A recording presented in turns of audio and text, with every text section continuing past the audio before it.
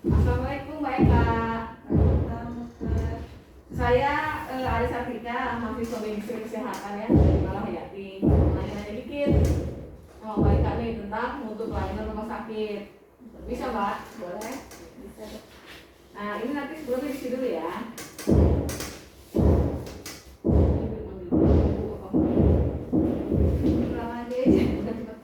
Dari sini Mbak, apa enggak?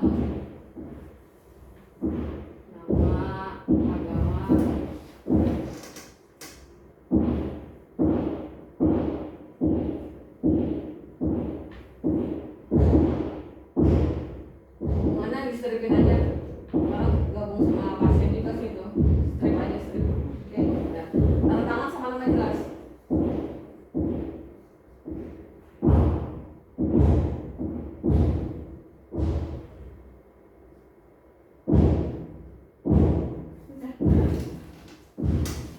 Ya, boleh Pak ya, opennya. Nah, jadi nanya 5 dimensi ya. Ini pertama tentang dimensi fisik. Menurut mereka desain tata bangunan di rumah sakit Abdul Muluk ini 5 tahun terakhir gimana ya? Menurut saya sudah mulai ada banyak perubahan sih ya, sudah mendekati ke arah standar pelayanan, di mana sudah dilakukan perubahan perombakan bangunan yang Agak keras bisa Pak soalnya. yang untuk memperoleh kelayakan gitu. Jadi ada tempat ruang isolasi yang sekarang sudah terjadi pandemi, sudah diadakan ruang isolasi, perbaikan ke arah sana. Kemudian rumah sudah mulai ditata dan diatur dengan kemudahan untuk memfasilitasi pasien. Nah ini kan lagi masa pandemi ya. Nah menurut mereka di ruangan ini ya, atau enggak di ruangan lain lah yang pernah nggak ke ruangan lain? Di ruangan lain atau Kalau khusus saya agak jarang saya untuk ke ruangan lain gitu. Nah ini kan lagi masa pandemi nih. Nah ngelihat nggak sih di depan pintu masuk itu ada handstop atau tempat cuci tangan? Oh ya, kalau misalnya saya menuju dari arah saya masuk ke arah saya kerja itu atau melewatinya untuk saya absen dan lain-lain, itu saya sudah melihat banyak ditempatkan handstop untuk cuci tangan, dan ada juga wastafel juga untuk cuci tangan. Sudah cukup ya? Sudah banyak. Terus kayak di ruangan yang tingkat nih kayak malunya atau ruangan yang kayak di mana Amanda ya, ruangan anak itu. Nah itu tuh ada tangga darurat nggak sih? Ada tangga darurat. Kalau ada kebakaran atau ada gempa gitu Ada ya? Ada. Terus pencahayaan cukup nggak? Matahari itu masuk nggak sih? Terang nggak dia bermuluk ini?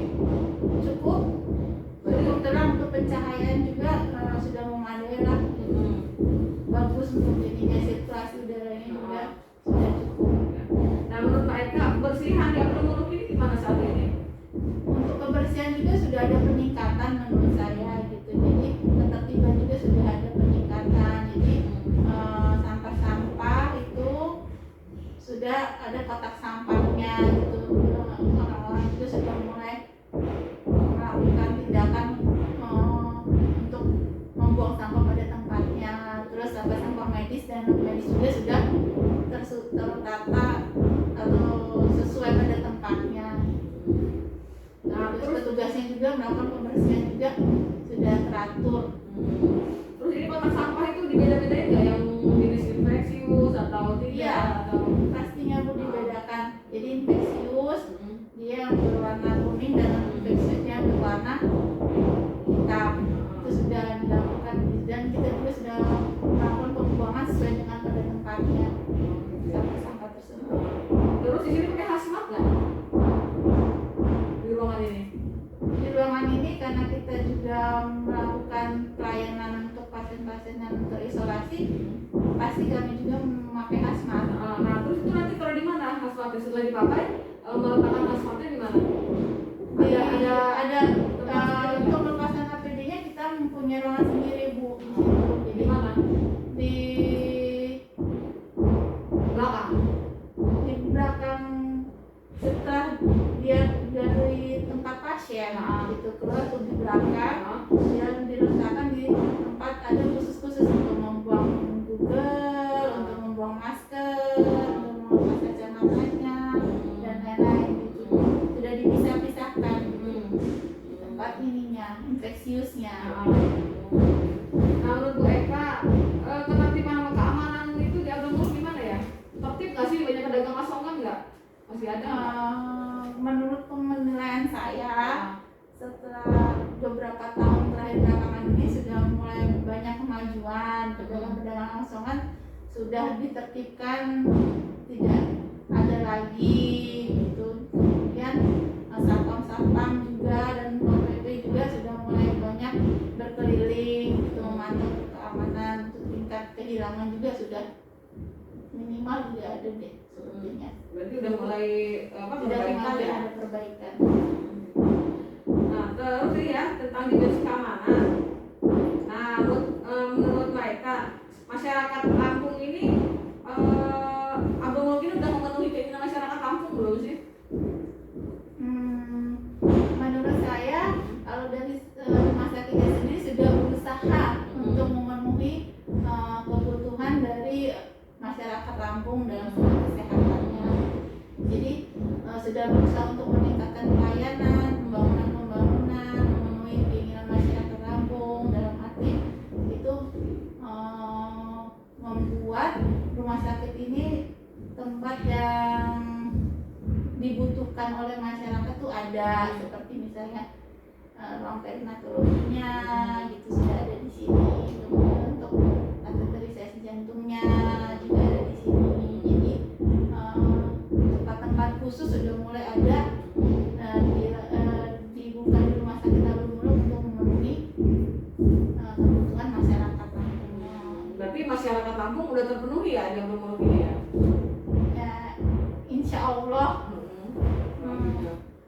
akan terpenuhi gitu. Kalau dalam segi kesehatannya gitu sih Bu. Nah, berarti Aglomerasi ini tetap menjaga standar mutunya ya? Iya, karena itu tadi dokter-dokter spesialis itu di sini juga kan sudah mulai banyak, sudah mulai ada yang spesialis khususnya juga sudah mulai ada kan di sini. Sudah mulai lengkap dokter-dokternya di sini. Jadi dan tidak bingung dan tidak susah lagi untuk masyarakat memperoleh untuk mendapatkan kesehatan dan pelayanan. Terus menurut Bu Eka, pelayanannya itu udah baik belum sih di Aglomerasi? Maksudnya pegawainya sopan nggak? Menurut saya kami sudah berusaha maksimal untuk memberikan pelayanan yang prima, pelayanan yang ramah kepada pasien dan keluarganya, sehingga mereka menjadi betah, menjadi merasa untuk terlayani. Ya, dari menurut saya sih kami sudah berusaha dan yang lain juga sudah berusaha untuk melakukan standar pelayanan yang maksimal. Gitu ya. Berarti kalau begitu harusnya nggak ada lagi ya orang komplain pasien perawat jutek atau dokternya jutek gitu ya? Ya insya Allah seharusnya tidak ada lagi ya Bu ya. Kalau seperti itu harusnya udah nggak ada ya? Iya. Nah terus pelayanan di Aglomerasi udah tepat belum sih? Maksudnya kalau ada pasien itu udah terapi atau tindakan medisnya itu udah sesuai nggak sih dengan penyakitnya sejauh ini? Kalau sejauh ini sih ya menurut saya itu pasien datang itu dari awal masuk dari UGD diperiksa, dikonsulkan sampai dia ke perawatan, sampai di tempat perawatan dia ditanyakan kondisinya segala macam itu, dan kita konsulkan ke dokter spesialisnya itu sudah sesuai sih menurut saya. Kita sudah melakukan semua sesuai dengan standar operasi yang ada. Gitu ya.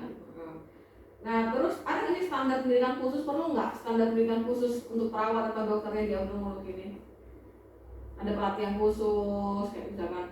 Oh kalau misalnya pelatihan khusus ya Bu, menurut saya itu kita sudah setiap pegawai yang bekerja di tempat atau di ruangan tersebut itu sudah diupayakan untuk memperoleh skill, memperoleh keterampilan dengan dilakukan kita misalnya pelatihan-pelatihan itu sesuai dengan standar tempat perawatannya tersebut. Itu sudah diupayakan seperti itu. Jadi kita yang merawat pasien di situ juga sudah mempunyai ilmu atau basic untuk merawat pasien tersebut. Gitu ya. Terus dokter perawat itu ngasih informasi nggak sih dengan kondisi pasien itu? Oh tentu. Setiap hari ya? Pasti kita berikan pasti kami memberikan informasi tentang kondisi pasien itu setiap hari kepada pasien gitu. Terus kalau ada yang nanya jawab nggak? Dokter perawatnya menjawab dengan pasien juga nggak? Pasti dong Bu. Oh gitu Itu ya. tadi kan kita kan sudah berusaha untuk memberikan pelayanan yang maksimal. Jadi apapun yang terjadi sama pasien itu yang akan kami kerjakan. Nah ini yang ketiga ya Mbak Eka ya, tentang dimensi daya tanggap. Menurut Mbak Eka, pegawai umum itu peka nggak sih? Ya tadi kembali lagi seperti tadi, peka nggak dengan apa yang diinginkan pasiennya? Misalnya dia perhatian nggak sih petugas Ya, kita ini? Kita sudah begitu datang karena kita memberikan informasi, pastinya kita juga menanyakan karena ada interaksi antara kita dengan pasien itu pasti ada interaksi. Jadi pasti kita bertemu dengan pasien, kita sapa pasien, pasti akan pertama kita tanyakan bagaimana keadaan Bapak hari ini, bagaimana keluhan Bapak hari ini, seperti itu. Gitu ya. Iya. Terus Mbak, ini kalau misalkan nih mengenai cepat tanggap ya, cepat nggak sih misalkan dipanggil, terus infusnya bengkak gitu. Nah petugas langsung datang nggak sih ganti infus itu? Langsung datang Mbak. Langsung datang kita tanya karena tadi urgensi pasien juga kita utamakan. Berarti petugas ini ya dokter ya perawat itu harus setiap 24 jam ya. Artinya setiap 24 jam dipanggil pasien gitu suatu waktu dipanggil. Iya, karena kan kita merawat dalam bentuk shift kan, dan kita selalu ada di situ. Gitu ya. Nah Bu, ini yang Mbak yang keempat ya tentang dimensi keamanan. Nah menurut Mbak Eka, keamanan barang-barang di Abdul Muluk ini khususnya pasien ya, aman nggak sih, terjaga nggak gitu? Atau ada banyak berita kehilangan atau? Namanya kemungkinan itu tadi kita kembalikan lagi kepada keluarga pasien, sudah kita ingatkan untuk menjaga barang-barang berharganya. Di sini juga di rumah sakit juga berusaha untuk memperketat keamanannya dengan melakukan Pol PP dan Satpam itu untuk selalu memantau ruangan-ruangan. Ditempatkannya ada Satpam dan Pol PP di setiap sudut rumah sakit, juga ada di beberapa titik. Kemudian di ruangan-ruangan tertentu juga dipasang CCTV dan lain-lain gitu. Terus akses keamanannya juga udah satu alur gitu kan. Jadi kan terpantau dianya. Insya Allah aman sih Bu. Gitu ya. Nah terus nih menurut Mbak Eka mengenai teror di Abdul Muluk ini apa tanggapan Mbak Eka? Teror itu yang kayak misalnya ada wartawan atau LSM atau sifatnya ancaman. Nanggapinya gimana tuh kalau kayak gitu? Kalau menurut saya setiap fasilitas umum itu pasti akan ada isu-isu ya Bu ya, pasti dengan tidak terluput dari wartawan dan lain-lain ya. Kita tidak perlu gentar, tidak perlu takut apabila kita melakukan segala tindakan sesuai dengan prosedurnya. Jadi kita menerapkan SOP itu yang pertama kita lakukan. Jadi kita bekerja ada dasar atau payung hukumnya kalau kita sedang melakukan SOP tersebut Bu.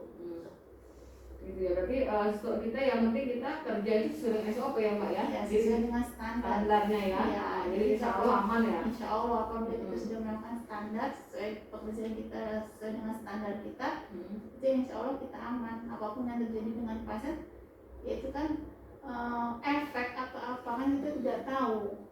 Yang penting kita sudah melakukan yang sesuai dengan tupoksi kita, tugas pokok fungsi dan standar tadi. Terus berarti di Abdul Muluk ini perlu nggak sih Pamong Praja itu Satpol PP itu, atau cukup dengan Satpam itu cukup? Kalau menurut saya perlu juga nggak apa-apa, jadi kan lebih aman, jadi saling bekerja sama. karena ruang lingkup abdomen kan dia luas, daerahnya sudah luas. Nah ini Mbak Eka ya, pertanyaan yang terakhir sih, dimensi empati nih ya. Petugas di rumah sakit Abdul Muluk ini suka mendengarin nggak sih keluhan pasien? Kadang kan pasien itu sakit itu tidak sesuai dengan penyakitnya gitu loh, sebenarnya nggak sakit gitu kan, ada faktor-faktor psikosomatis nih, ujung-ujungnya karena curhat ke petugas. Nah kalau ada pasien seperti itu gimana Mbak?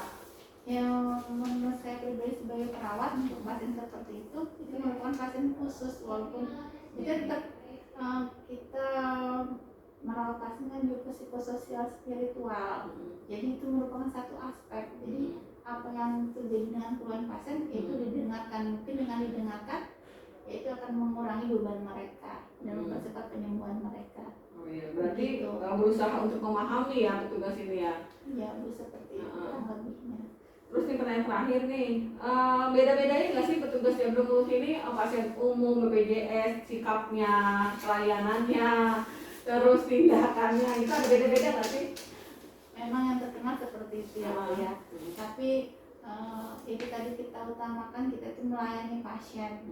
Kita sudah berusaha, kita memberikan yang terbaik, kita melakukan upaya kita sudah maksimal, tetapi apapun itu anggapan dari pasiennya terhadap apa yang kita berikan itu kita kembalikan lagi kepada pasiennya. Tapi kalau dari segi kami sudah berusaha untuk melakukan yang terbaik, tidak membeda-bedakan, tidak membuat perbedaan antara pasien itu umum, BPJS dan lain-lain gitu.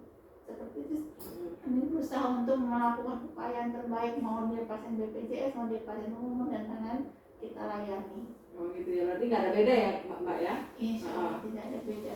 Tidak ada beda kalau menurut saya. Gitu ya. Ya, sekian aja Mbak. Terima kasih banyak ya Mbak Eka atas waktunya. Terima kasih juga kalau saya sudah membantu dan bermanfaat.